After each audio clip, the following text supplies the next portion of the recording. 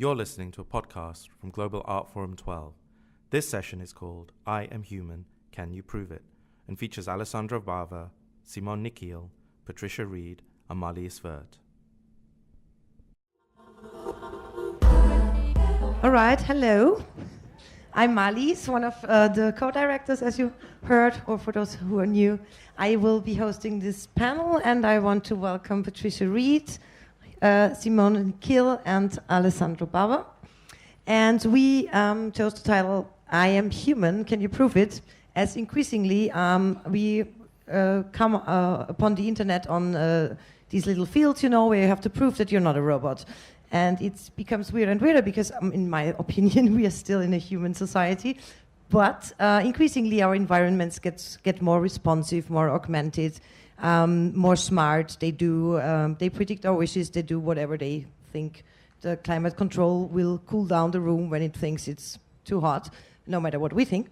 And so all three of them were asked to prepare a little statement. We will try to keep it short and have a really engaging discussion about what human agency in a non-human world might entail nowadays, and specifically what the role of arts, design, and architecture is in this regard. It's not only artists, so you have different backgrounds. I will start alphabetically. Alessandro Bava is an artist based in London and Naples, but he also studied architecture. His recent research focuses on augmented intelligence, embodied and spatial dimensions. And he's also the founder of the art collective AIR, who were recently residents in LA and at the Mac Vienna's Los Angeles residency. Simone Niquille is a designer, but her practice is called Technoflash, which implies that there is more to it. She's researching the representation and digitization of corporality, and is a 2016 research fellow at Het Nieuwe Institute Rotterdam, and also a contributor to the upcoming Architecture Biennale's Dutch Pavilion in Venice and Italy. Patricia Reed, artist and writer based in Berlin, famously also a member of the working group Laboria Cubonics, a techno-feminist group we will maybe hear more about. And her work has been widely exhibited just recently at Witte de Wit, for example, HKW Berlin, the Museum of Capitalism, Oakland. And all three of them were also contributing already to Efflux Architecture's several platforms, one of them being Artificial Labor, one that the Mac Vienna hosted last year during Vienna Biennale, that was concerned with robots. Without further ado, I want to invite, also alphabetically, we chose to Alessandro Bava to start his presentation. Hi, everyone. I feel like I should put my glasses on because it's like really bright, and it's also a bit more like cyborgy, like genderless cyborg thing that I'm pushing today. So basically, no, I'm joking, of course, because I can't see anything. But no, today I'm excited to be here because actually I wanted to talk a little bit about some new ideas some new work also that I've been, working on in the last year and a half, and I haven't been. And only recently, let's say, I've been presenting, let's say, in public. Today, I wanted to start from, I got interested in artificial intelligence because actually, having studied architecture, I feel all you actually study is artificial intelligence. And in fact, I think we need to get rid of this term of artificial intelligence because it's quite, I think, incorrect.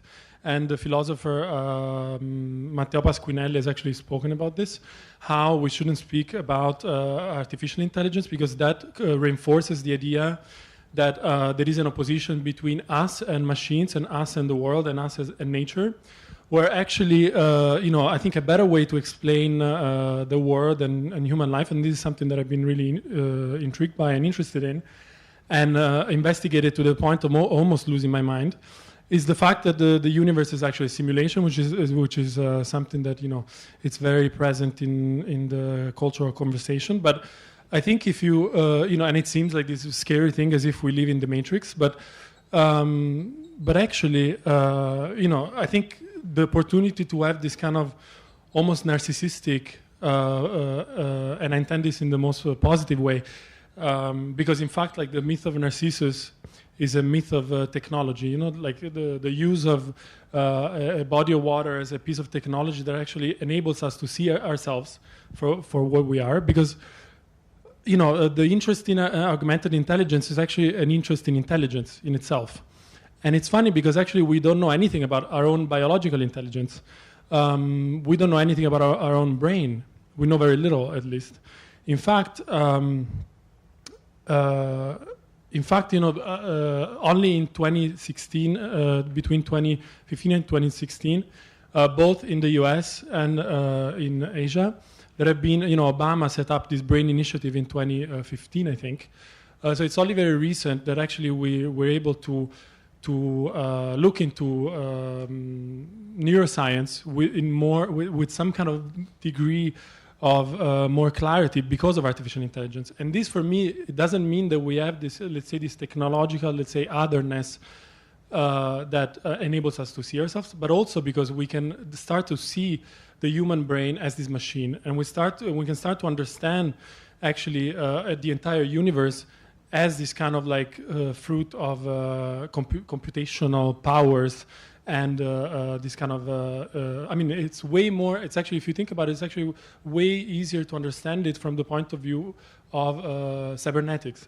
So if the universe is actually an amount of, let's say, information that floats and our brain, let's say, computes, and everything is enveloped in this kind of paradigm, is actually way easier to understand it. And this has actually led me to go back to ideas of God, because what is God?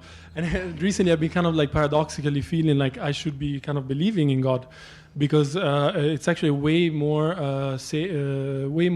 clear and scientific explanation of the world in many ways. Because there is always this parallel between God being the architect of the world, of the universe, which is kind of this complete misunderstanding, which I think comes from science, and science being this modern thing that started pretty much in the Renaissance and emerged out of this kind of magic thing of alchemy and etc. Science emerges from this kind of completely magic body of knowledge, and there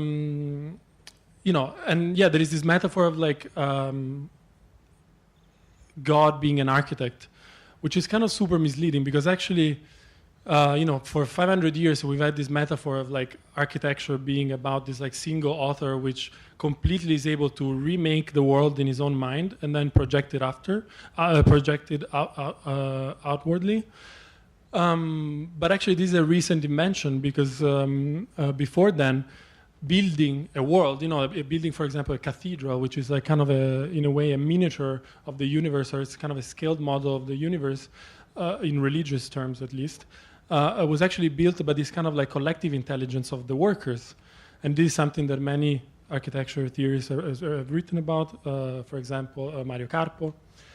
And this metaphor, so I think we are in this moment where we need to get rid of this metaphor of, and the way we see AI is really conducive to this, because we see AI as this us and it, this other intelligence, and we as this kind of all-seeing eye that is able to then design it, and then this other side of this technology is also able to do everything. Whereas in architecture already for 20 years there has been the employment of these different kinds of algorithms, for example generative algorithms, which go back to the idea of this kind of authorless architecture, this architecture that is made of infinite processes that are, let's say, coexisting and, let's say, don't have, let's say, the full, every particle doesn't have the intelligence of the full system. Let's say the full system has more intelligence than individual parts, which is a metaphor that I think that's how we need to understand. I think, I don't really care about artificial intelligence in a way, but our own intelligence, our own intelligence and the way we augment it. So now that I've made this really confusing preamble, I thought that I wanted to read a piece of writing I've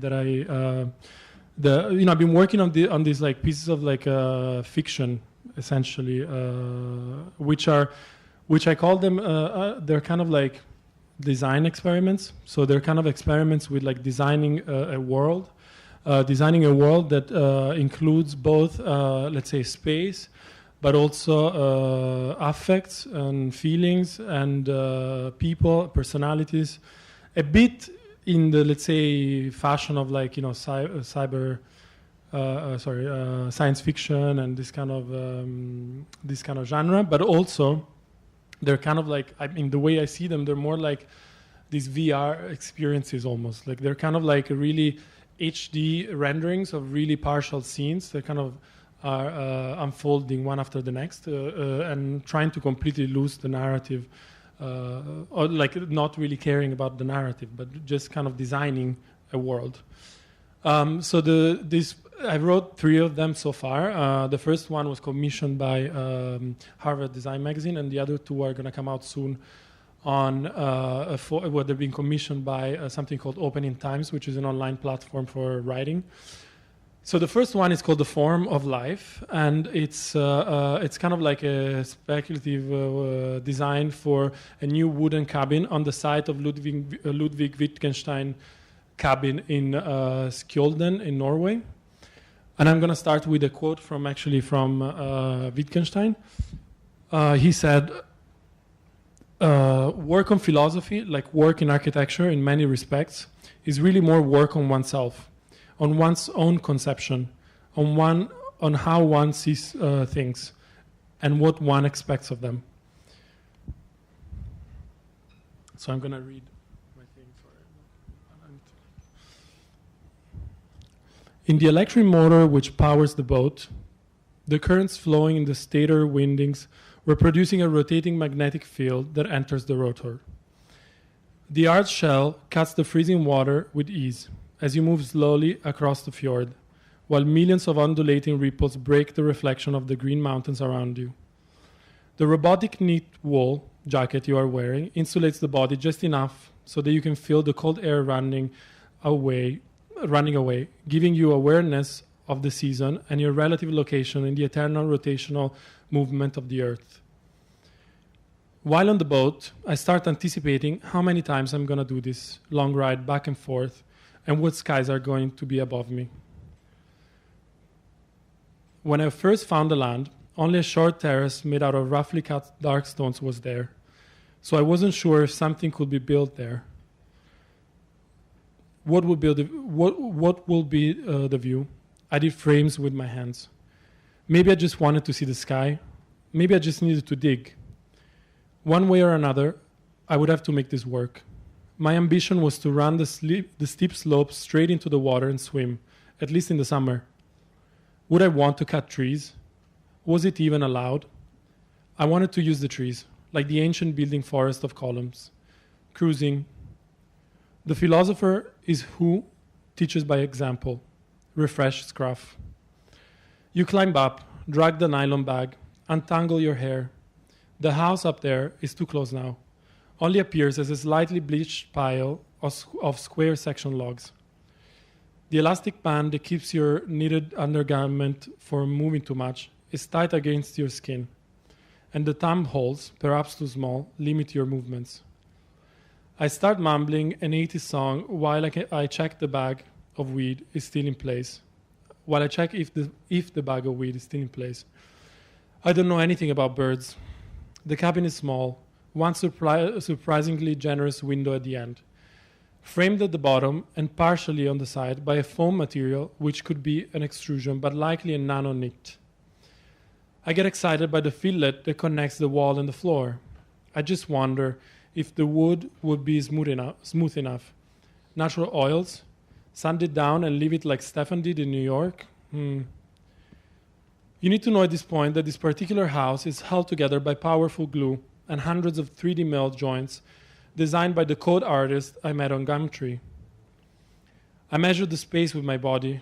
I extend my arm up high, vertically, then I swish it around horizontally like a sword. Meanwhile, I flex my foot arch and lift it to leave the whole weight on my well-grounded other leg.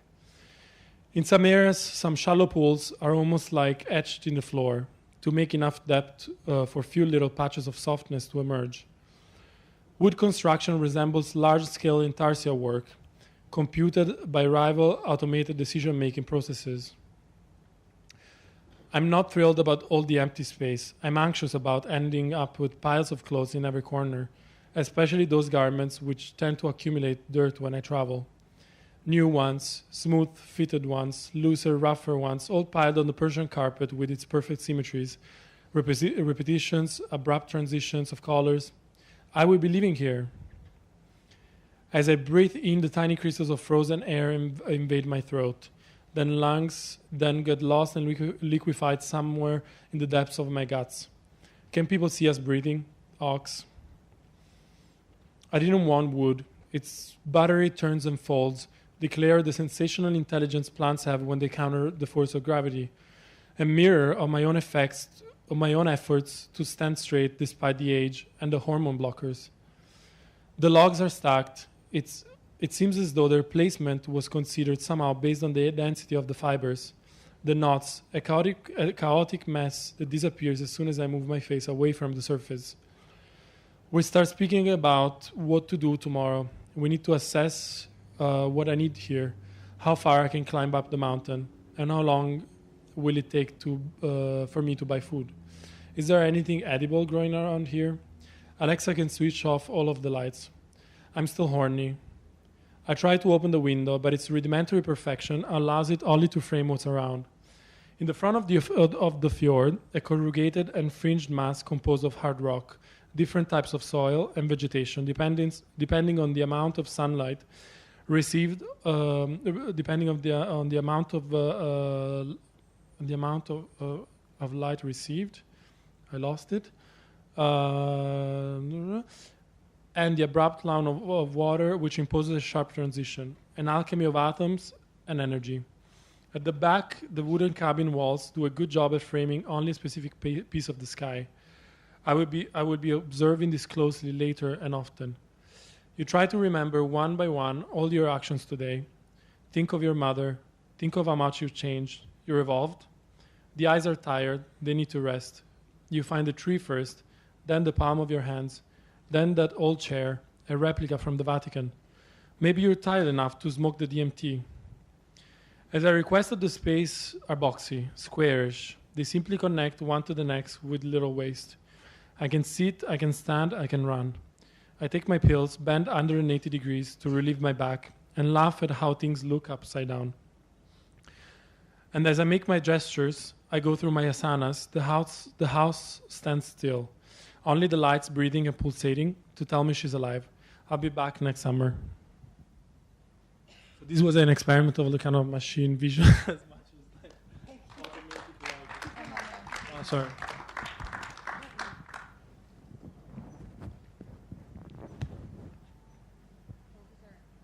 Your slides, but Oh, yeah. This is amazing, actually. Sorry, I'm going to say something about this because I forgot to mention. Sorry? No,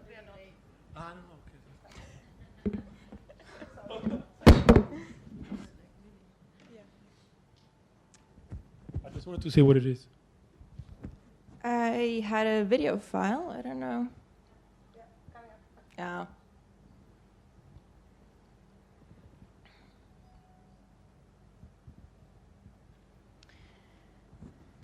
So this will just loop while I quickly speak about my work. So what we're looking at is a fragment from a recent short film of mine called The Fragility of Life. And what this film does is, the quick introduction is that it's a portrait of a Hillary Clinton lookalike at the end of October 2016, so the last days leading up to the presidential election in the US.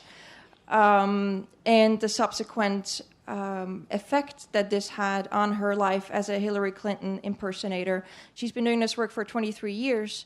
And what I was incredibly interested in is the multiplicity of her life through simply her appearance. So what this film then tries to address is a longer work that I've been doing called The Contents, where I'm specifically looking at 3D scanning and motion capture technologies and how they are used to create digital human models. And also looking at sort of the politics that are embedded within these softwares, specifically now speaking about Western outputs of these softwares. So again, speaking about a spectrum, going from Hollywood special effects back to sort of defense industries, sort of a ping pong that you see a lot once you do start looking into many technologies, but definitely specifically these two representational technologies. And with that, I'm interested in looking at how these bodies are constructed, and as a designer, sort of take the position to then deconstruct these technologies. And so also what we're looking at here quite specifically is seeing the resolution of this body decreasing, and through that, sort of making apparent the fragility, literally, of what this appearance is. It's like an empty hull, but it's sort of made to believe to be a real body. And with that, Alessandro, me before had a little moment about simulation, sort of tying back to a lot of what I'm looking at then is you start seeing connections with 3D technologies to sort of 15th century's ideas of perspective drawing, measuring reality, notions that come back in colonialism in terms of anthropometry, so trying to measure the human body, to be able to translate something that is biological into a binary system. With that comes a lot of reduction. And so I do believe that we live in a simulation, although specifically in the West, a simulation of safety.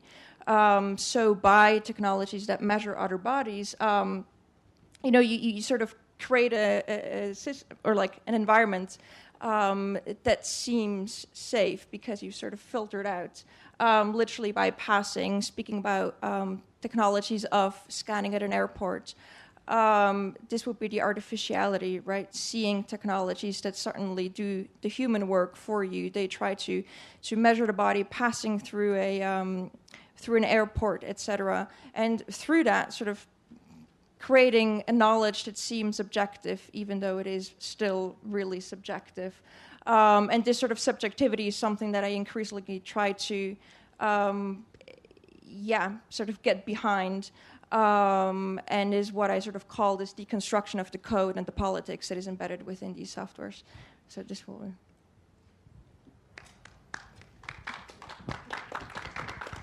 Okay. So I'll just try to go quickly. So I'd just like to point out that I think the resurgence of inquiry into the human comes, and this is a kind of theme that's been sort of well rehearsed in these last days, I imagine. It comes at a time of significant turbulence for our generic self-image, where on the one hand we have entered into a broadened we as collective subjects of geohistory, of course with the advent of the Anthropocene. And secondly, techno-computational developments have begun to transform our biophysiological limits, our conditions of labor, and importantly stand to burst the contours of intelligence figured as being our exclusively defining human qualities. So this is kind of much in line with you, so no artificial, just general questions of intelligence. So wherever one positions oneself theoretically or politically along this spectrum, and believe me, the conflicts are plenty, the uncertainties and risks that cascade from our historical moment are, as such, indisputable. So I don't think it's merely an expression of generational narcissism to say that we're living in the prehistory of something radically other, where human self-conception is undergoing a revision, and a new unknown world is on the cusp of becoming reality. So how that world will be navigated and how we humans will be remolded in our relations to it, with each other and with other life forms, are the consequential stakes of our era. So they're ones we, of course, urgently need to confront and cannot wishfully ignore them away, as if going back to a simpler state of a world conceived in conformance with human phenomenological bias was even an option. So I think it's also important to point out, and I suppose this is getting to certain points yesterday with the non-Western AI, but even the word human itself is not universal. It only signifies a scientific understanding of ourselves as a Homo sapiens sapiens. But it hardly comes to stand for how we manifestly enact the term socially, ethically, and politically. So that's to say the word human itself is not a given signification. So indeed, when defining the human as a distinct creature because of our capacities for conceptual reasoning, the fact that most humans' expressions of intelligence have not counted socially, the social exclusion of this category amounts to nothing less than an act of dehumanization. So in view of the history of struggles around the category of the human, it would be misguided to imagine a sudden manifest sense of solidarity amongst members of this scientific category, even though, of course, we probably desperately need it. in view of the planetary scale turbulences we face. The category of human may hold scientifically, but the universality of this scientific classification is not commensurate with the long-running battles over the scope of its enclosure. So more work needs to be done in the name of diversifying our definition of intelligence, not only in the name of maximizing the we of humanity, but towards alien expressions of intelligence that do not conform to our anthropomorphic perspectives. So turning towards the machinic, and this was also something that you briefed us on a little bit, but turning towards the machinic, perhaps this is a context from which to forge a pathway to just such diversification, with the consequences not only for human-machine relations, but human-to-human and human interspecies relations as well. That would be the hopeful nudge we're getting. So if we're on the cusp of an intelligence explosion, can we learn from it not only in technical ways, but socially as well? So in terms of AI, this brings a helpful correction to measures we have put to machines that have historically been forced to mimic us in order to trick us into believing they too are intelligent, so notably that infamous Turing test. Artificial stupidity in AI is one of those cases, where machines have to dumb themselves down in order to make them more human-like. So if I'd ask anyone in this audience to tell me the square root of 2,569 multiplied by 76, you'd likely take ages. And if a machine were to pass here for a human, it would have to sit idle for an hour in order to pass itself as human. So what purpose does that serve besides serving my vanity of a certain type of intelligence? It's not very productive. Whereas, on the other hand, we have artificial ignorance, which is distinct from artificial stupidity, which is when a machine runs so efficiently in performing its designated task that it becomes ridiculous, if not downright dangerous in doing so. This is, of course, very famously exemplified by the paperclip maximizer experiment, which maybe we'll get to later, but don't need to rehearse here. So this is where a machine possesses no artificial reason, and this is really important. So we've got artificial stupidity, artificial ignorance, and what we seem to not yet have is artificial reason, i.e. when to turn on the brakes. So presumably, although it's not always the case, humans do have that possess that ability to know when to stop fulfilling a certain task, but clearly we're also not so great at it either.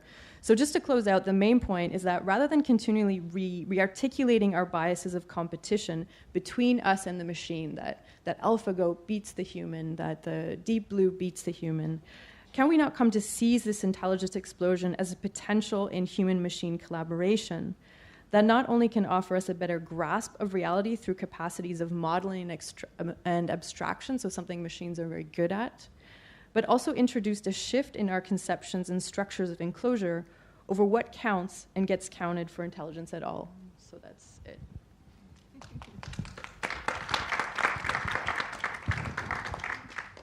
Thank you very much to all the three of you. And I would like to tie in with some first questions to everyone. Feel free to respond as you like. And I would also open the discussion immediately. If someone has a question that's burning from the audience, we can also tie that in. So technology as a mirror of our human being, the narcissist. It mirrors our mistakes as well as our achievements. And the question is, how does identity, how can identity be defined? When we are saying, okay, we are Homo sapiens, we live on a planet for now, maybe there's another planet inhabited, but technology is taking over tasks that we do. How can we define ourselves? Is it culture? Is it arts, design, and architecture that helps us define ourselves and let us keep our human agency? I mean, at the moment, I'm just not so fond and interested in human agency and human identity, to be honest, because I think it's like the most limiting framework to understand reality. As you were saying, like there is a vanity in this. Like I think the human species like needs to really, as we have developed these technologies for like since the beginning of time, I think we are now in a position that we can actually understand how that being, what being human, not understand what it is, but like start to understand it maybe, and also start to understand that is not obviously the center of the universe, which has been the model to explain everything for a long time. And that's not why human identity, just identity. Is it something? Is it defined by nationality, planetary? That's what I meant. I'm interested in identity a lot, but only from the point of view of trying to understand the brain. Because obviously our brain, it's almost like it needs to, and this is like just speculation because I'm not a neuroscientist, I have no idea. Obviously I have my own experience of my own, let's say, identity, and let's say my own struggle with my own identity, let's say, which has led me also to trying to understand like what is behind it. And I've been, for example, researching a lot hormones. In the end, you can really explain human identity as the need of as a machine is to recognize itself to actually do anything. So it's a very basic need that we it's like the whole process of how we organize human life is like to kind of, when a baby is born, there is this whole plethora of rituals that give a baby kind of an identity. Like this is a sentient thing, but it's actually, if you look at it as a brain, it's a machine, and it computes reality essentially. Yeah, that's also part of culture, but what I specifically was referring to is like the role of arts, design, and architect, like cultural techniques, if you want, to this kind of identity forming. That's momentarily, apart from deep dreaming images we saw also earlier and yesterday. Creativity is a tricky term, but this kind of art is more than just transforming an image or selecting. We saw also the Google Arts curator selecting images that are similar to others. That's not the thing. What is it then? So how can human or global identity be defined through culture?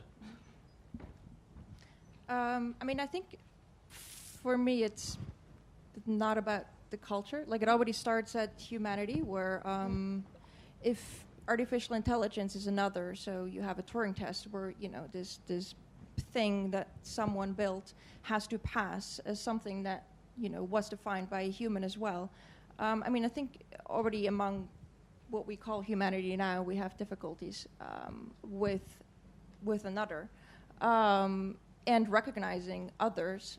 So I think that is already it's a sort of a burden that we haven't surpassed. So in some way, trying to then speak about artificial intelligence and sort of replicating versions of ourselves, but then trying to prove that it isn't. So I think it's more a celebration of this other that we're already struggling with as a human race, regardless of there also being sort of an artificial agent involved. And so I think personally what I'm much more interested in is moments of artificial intelligence where you don't try to replicate a human mind, but something that surpasses that. So, an example is sort of NASA building algorithms to design antennas, and they come up with really crazy designs that if as a human I look at it, I'm like, no, this can't work. So already you have this pass-fail of this result can't be true because it doesn't look like what I would have made. Even though when you're going to scientifically test it, it does successfully what it was designed to do. This antenna performs much better than probably a humanly designed antenna. So I think those moments are much more interesting. But then, how could we let that artificial other do its thing, basically? But again, I think as a society, as a humanity, this is already a huge issue specifically nowadays, which we see politically as well. That we have with diversity among ourselves already. So I think the discussion, for me at least, starts there. Absolutely. And that also then means what are we actually building, and then the artificial intelligence is one of the result of that. Yeah. But.